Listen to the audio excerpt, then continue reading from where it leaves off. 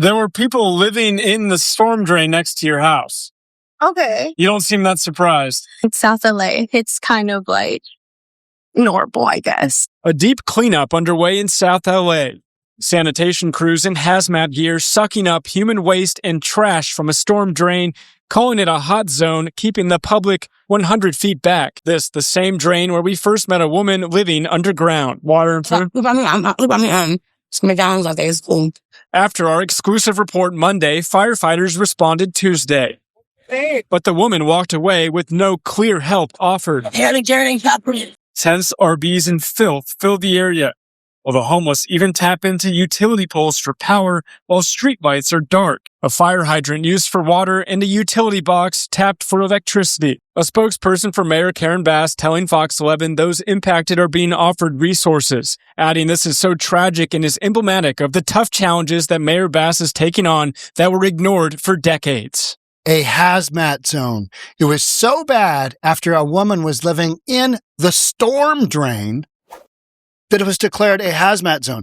Nobody even in any of the video footage that I watched, nobody addressed what happens to these people and their belongings and the poop in the storm drain when it rains. Because it just doesn't rain very often in LA, right? What about when it does? You ever seen a storm drain that hasn't had a lot of water in it for a while and then all of a sudden it comes down? Those things tend to flood. You got somebody passed out from fentanyl? Gonna drown. All their stuff's just gonna wash away. Their rat-infested, lice-infested, feces-infested belongings are gonna go right into some poor storm drain with a bunch of fish in it, right? Some reservoir somewhere. Oh, it's clean. This wild story. Storm drain in LA. Homeless woman found living underground. Now the focus of a hazardous materials cleanup, raising new concerns about conditions in the area. Hey, you know what? Let's go ahead and have the Olympics in Los Angeles because it's mostly safe. Sanitation crews in protective gear were seen removing human waste and debris from the drain near 88th and Grand, which officials described as a hot zone. With authorities keeping the public at least 100 feet away. Hey, you can't come here because caught a woman living in the storm drain and she is crazier than a bat. She's also doing the Fetty, whacked out, living in the storm drain. We're not going to get her any help, though. She'll just be right back. It's good. It's all right. It's good. Site is the same location featured in our exclusive. We saw that. Following that report, firefighters responded Tuesday, but the woman left the area because there's no accountability for these people just breaking the law. And not only that, her safety. I mean, do you want to have your daughter living in a effing storm drain? That's clearly she's out of her mind. Clearly she's running the Fetty, meth, whatever, right? She's just not good. And it's unclear whether she was connected with services. These people might get connected with services, but because this is California, there's going to be no involuntary commitment. And therefore, these people are going to say, nope, you know what? After a couple hours, I need to get out there and score some Fetty, however that might happen. Surrounding neighborhoods show signs of a broader crisis. The area is lined with tents, RVs, and even a boat. Do you always wonder about that? Somebody had a boat and they said, you know what? It's got some value. Doesn't run, doesn't float, but I'm gonna go ahead and park my boat behind my RV and I'm just gonna live there. Do you ever wonder, does any of this make any sense? It makes about as much sense as another story that I've been looking at, which is that I just recorded. We'll get back to this one, but how about this one? Mayor Bass announced his plan to fix 60,000 streetlights in Los Angeles. She's not going to go after the criminals that are, stealing the copper from the streetlights. And in a few of the clips we saw, there's no lights up here. It's all dark. And there's a bunch of Fetty, addicts running around. She's going to fix 60,000 streetlights in LA by putting up solar lights. $125 million in new assessments. But that's a whole other story. So again, instead of addressing the problem, involuntarily putting these people where they need to be, which is probably a mental institution from the woman we saw, or some kind of treatment. So we got to get her off that Fetty. But we're not gonna. We're just gonna keep allowing her to come back, live in the storm drain. Here, how about this one? How about this one here? It's probably like a little city under the storm drain, one neighbor said. People constantly coming up and down. You know what? We used to hear rumors about this in Vegas, like thousands of people living in the underground in Vegas, right? Well, here we've got proof that in LA, they're just right down there in the storm drain. You just pop your head down. Hey, how's it going? Got a spare bed in here? All right. What's the rent like in here? Oh, it's free? Excellent. You got any running water? No. But, you got running water when it rains? Oh, okay. All right. What would that smell like down there? Can you imagine? What would that smell like? About 3 miles away near 45th and Grand, similar conditions were observed. A visible wire stretched across the street. Don't you love that? Just jacking the wire. That's not a code violation. But if a business does that, immediately they get fined. Stretched across the street towards an encampment, suggesting an improvised electrical connection. I remember seeing the first couple of those when I started covering the homeless encampments in Seattle. After Chop Chaz got cleared out, wanted to see where all those people went. They went to Miller Park, Capitol Hill. And that's when I saw there was a nearby transformer, and they had just jacked in a big old wire, just a good-sized wire. You had tape down over it. City officials know what's going on. All you got to do is walk by the park, see all the tents, and then you see a big wire going into a transformer, and you're like, okay, all right. Yeah, that makes a lot of sense. It's nuts. It's absolutely nuts. But it's a sign of a city that does not enforce the law. And that's why when you have literally thousands and thousands, 60,000 streetlights that are out, your solution isn't to deter criminals from stealing said copper wiring, running those lights. It is to install solar lights. Yeah. People living in the area declined to speak on camera, not surprisingly.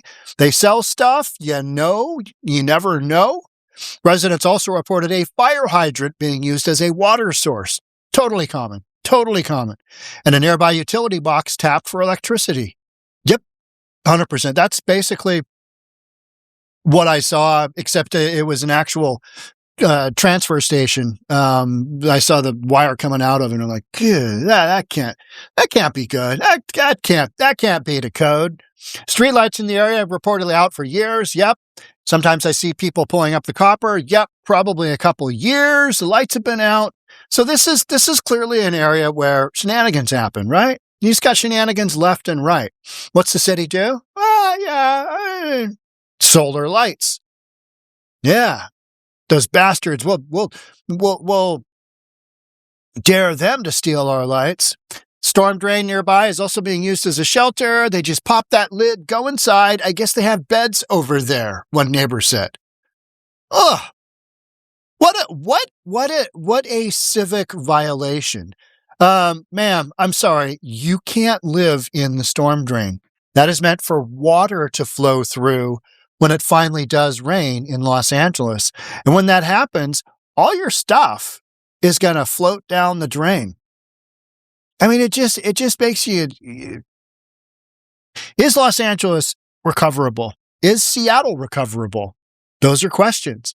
Now, this kind of thing would never happen in Seattle because it rains so much. It rained here yesterday. Did it rain the day before? No, it rained over the weekend a bunch. I mean, it rained a quarter inch, I think, on Saturday.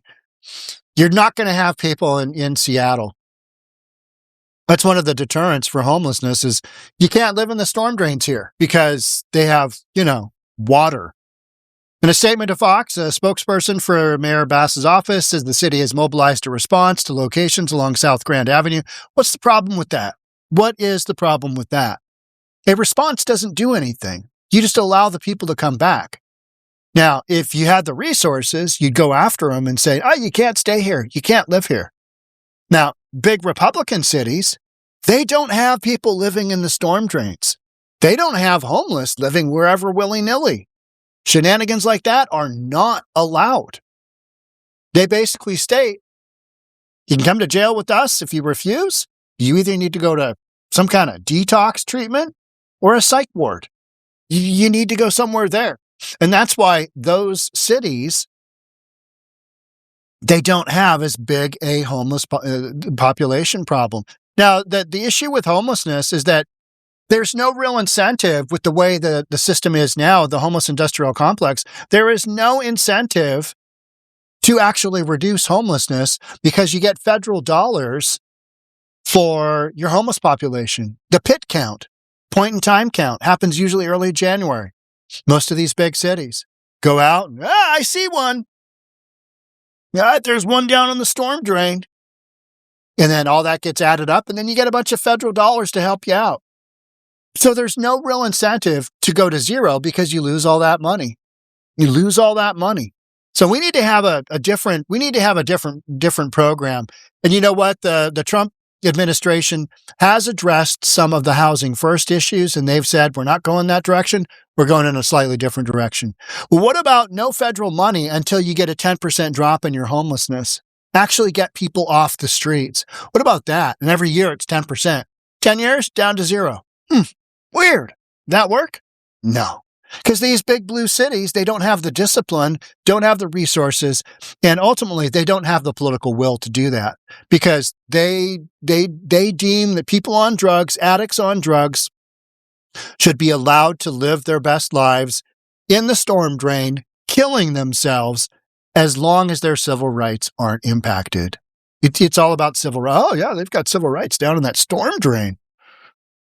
Imagine finding out, hey, where'd your daughter die? She died in a storm drain in Los Angeles. God. That's nuts. That's wacky and nutty. We've known about these stories for years, but it's kind of coming to light. And some of the issues are coming up because now you've got 60,000 lights that are out and you've actively got hazmat zones because living conditions are so bad because of the homeless population that you need to spend thousands and thousands and thousands of dollars cleaning up one homeless person's mess in a storm drain instead of saying, nope, can't live there. Instead of that going that route, nope, you can't live there. Actually having a backbone because you've got terrible liberal progressive policy, which is what Los Angeles is ruled by, right? Same as Seattle, same as San Fran, same as Portland, same as Chicago, just wonky ideology. And that's how you get situations like people living in a storm drain, creating such a mess that you got to spend thousands of taxpayer dollars to clean it up. Nutty stuff. Dirty stuff. That's it for me on this one. Thanks so much for watching. Love to have you subscribe. Hit that notification bell.